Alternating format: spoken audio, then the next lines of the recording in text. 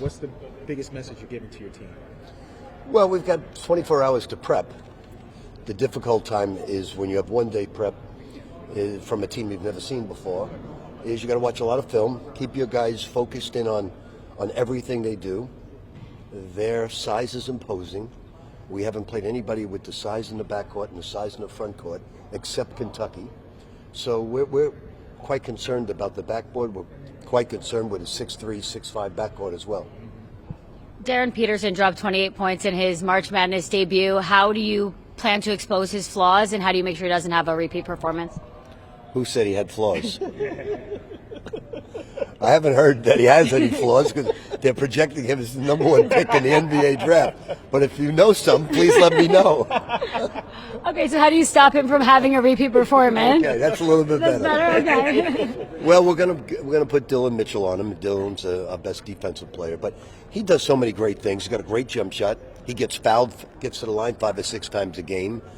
You know he's going to shoot the basketball because he has a negative assist-turnover ratio. And you said yesterday Zuby was good, not great. He has potential to be great in March. What do you want to see from him against his former team? Just to relax a little bit. Don't get involved in the fact that you need to show Kansas anything. Just relax, Zuby. Let the game come to you. Are you surprised that you and Bill Self have only matched up one time with all these decades worth of yeah, pretty much, especially being at Kentucky and Louisville. He kicked our butt when I was at Iona.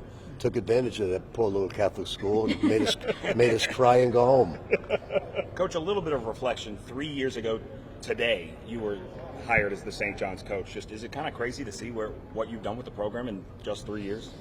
I don't really think about that. There's no such. I was just asked a question: how has it been to build St. John's up after 3 years? And there is no building anymore. Everything is 1 year. My first year we had to have 13 new players. Last year we had 8. Last year we had 9. This year we're 8. Next year's going to be 10. So there's no such a thing as building anymore. It's just every year the difficulty is coming up with the players that we think are going to fit our culture. The players are all jacked because Kansas, St. John's. You've coached in so many big-time games. Does that still excite you that Kansas is on the other side at this stage in the tournament? I don't care who's on the other side. I'm excited to play basketball in the NCAA tournament. We are excited to be in San Diego. We're excited to be a 5 seed. We're excited to be defending the Big East. So it's great.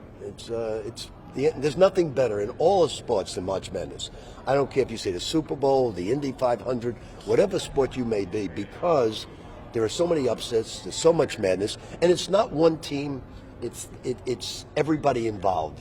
Every fan's involved. Everybody's filling out their bracket. Everybody's trying to get that perfect bracket so they can make a zillion dollars. So it's a lot of fun for a lot of people. Even people that don't follow college basketball follow March Madness. Coach, you compared the length to Kentucky, but you've also said that it's hard to take anything from those early games because all 8 pieces were so new. Are there any lessons that you can take from that game to use tomorrow? Not really. Remember, this is a team that blew out by 20 Iowa State. So it depends what Kansas team you're facing. There's been some nights where they haven't been great, and there's other nights where they could be national champion. I'm hoping it's not the one I just mentioned. Coach, a lot of people who aren't as familiar with the Big East were a little surprised to see you chewing out your team up 19 going into the half. Just what is it about you that makes you want to be constant in any moment, no matter the lead?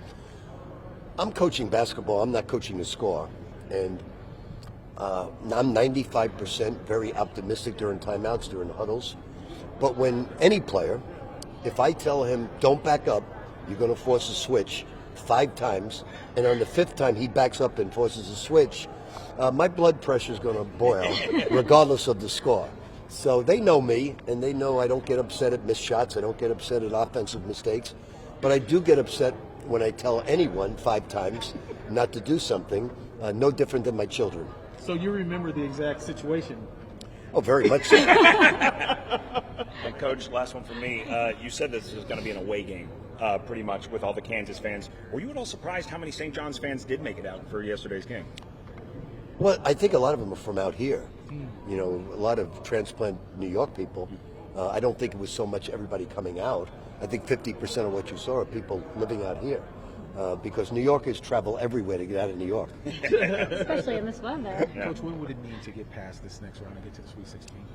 You know, I never think that way. I really don't. My focus is just like you said about the score. I coach every play because it's a meaningful thing.